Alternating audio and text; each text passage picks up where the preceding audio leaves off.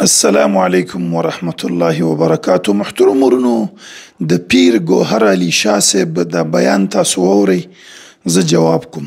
عدل ډېر لوی ولی الله دی او یوه لور یې لؤلؤه ورته ویل کېږي. څه نوم یې لؤلؤه؟ هغه لور یې ډېره زیاته خوښه وه، خدمت به یې کو.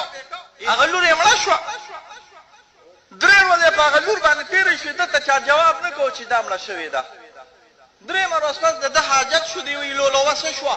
خلکو وایي چپ شه چپ شه، ګورې مه وایه چې لؤلؤه مړه شوې ده. بیا وایي لؤلؤه څه شوه؟ خلکو وایي لکه دا ورته مه وایه چې لؤلؤه مړه شوې ده. په درېیم ځل چې وایي لؤلؤه څه شوه؟ یاره چېرته بار ته به وایي، ده وایي لؤلؤې. چې څنګه یې ووایي لؤلؤې، بس ډز شو چې لؤلؤه د قبر نه را روانه شوې. بابا مې ما ته چغه والېده، ګورې سبحان الله. محترم ورونو، دغه خرافاتي عقیدې والا دیوبندیان، بریلیوان، سیفیان ټول دي چې د خرافاتو یو بوجۍ دی، او دا عقیدې چې عوام واوري بس د اسلام نه زړه تور شي. ډېر خلک لګیا دي لکه د اختلاف نه، د غلطو عقیدو د وجې نه خلک د اسلام نه وځي. دا عقیده چې اوس یو کس واوري چې لکه مړی را ژوندی کړو، دا څنګه عقل او منطق ومني؟ یو پیر دی هغه دا کار وکړو. نو محترم ورونو، دا خرافات دي، د دین په نوم باندې د منبر په سر باندې بیانېږي.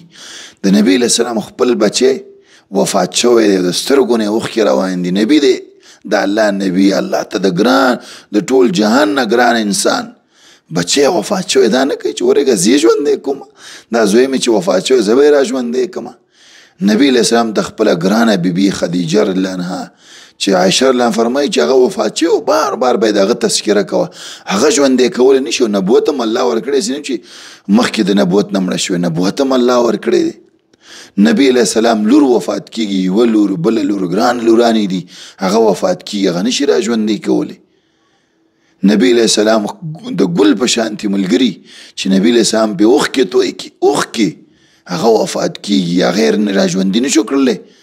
نبي یادوم، بل څوک نه یادومه، نه شي را ژوندي کولی. او دا پیران او دا بې علمه خلک، فلاني پیر داسې وکړه، فلاني پیر هغه را ژوندی کړه، هغه دغه پیران چې ته یادوې، د دې د مغفرت هم ثبوت مونږ ته نه شي راکولی چې د الله بخلي دي. د صحابو نه علاوه د هېچ چا باره کې دا ویلی نه شي چې د الله بخلي دي.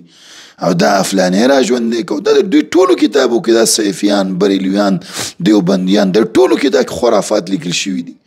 یو دوبي و، هغه ملایک ورته ویلي چې څوک یې، زه د پیر فلانی دغه یم، مرید یم. او پیر عبدالقادر جیلاني چې و، هغه یو مړی را ژوندی. دا ټول خرافات دي محترم ورونو، د شریعت خلاف خبرې دي.